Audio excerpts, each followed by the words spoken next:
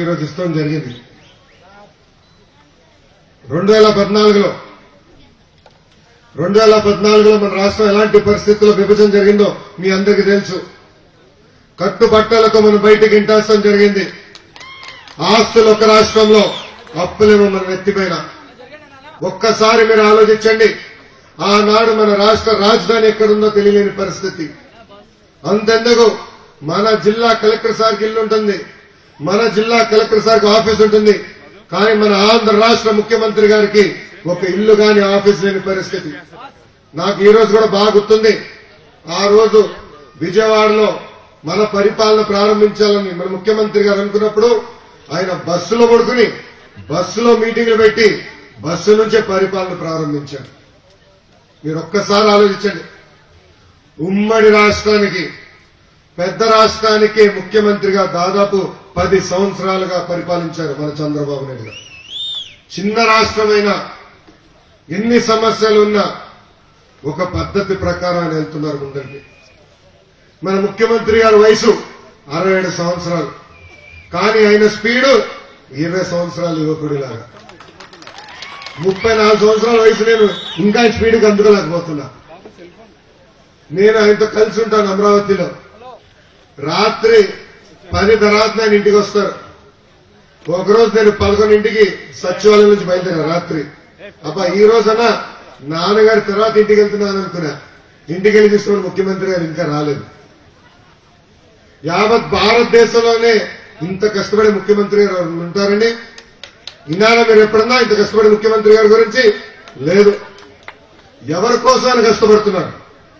మన కోసం, మన పిల్లల భవిష్యత్తు కోసం. ఈ రోజు ఒక్కసారి మీరు ఆలోచించండి.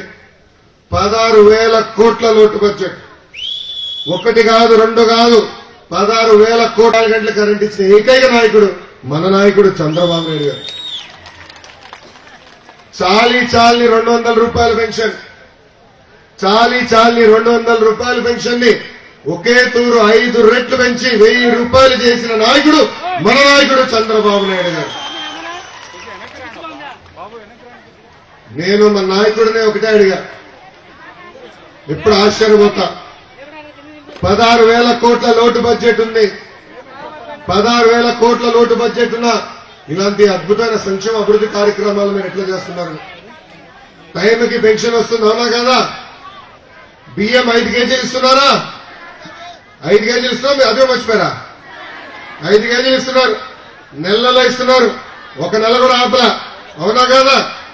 16,000 కోట్ల లోటు బడ్జెట్ ఉన్నా ఇంత అద్భుతంగా ఆయన ముందరికెళ్తున్నారంటే ఆయనకున్న అనుభవం, పరిపాలన అనుభవాల్ని ఇది సాధ్యమవుతుందని మీ అందరికీ నేను తెలియజేస్తున్నాను. ఇంకో పక్కన గ్రామ అభివృద్ధి చేసుకోవాల్సిన చాలా అవసరం ఉంది.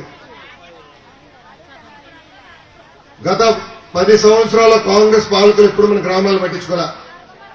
రోడ్లు వేసిన నాదుడే లేడు. ఈ రోజు కూడా నాకు చాలా బాధ వేస్తుంది.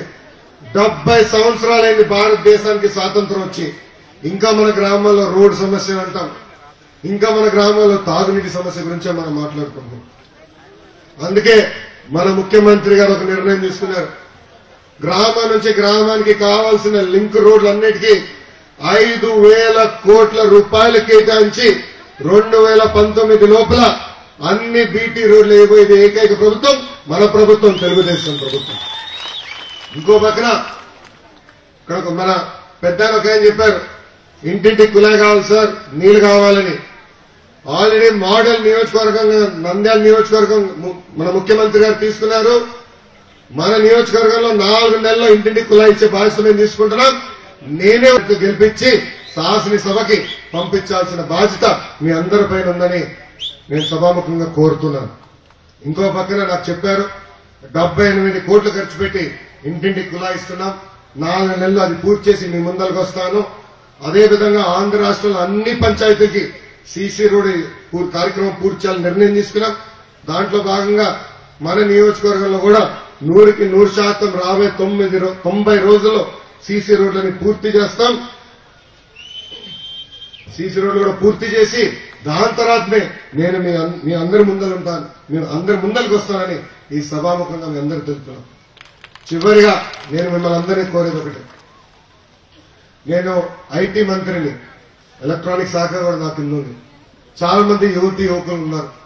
రాబోయే 2 సంవత్సరాల్లో మన ఆంధ్ర రాష్ట్రంలో మన యువకులకి 1,00,000 ఐటీ ఉద్యోగాలు ఇప్పించే బాధ్యత నేను వ్యక్తిగతంగా తీసుకుంటాను.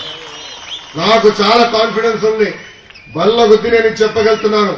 ఎందుకంటే నేను కూడా అమెరికాలో పై చదువులు చదివినోడు. నాకు తెలిసి కంపెనీలన్నీ ఎలా రాబట్టాలో.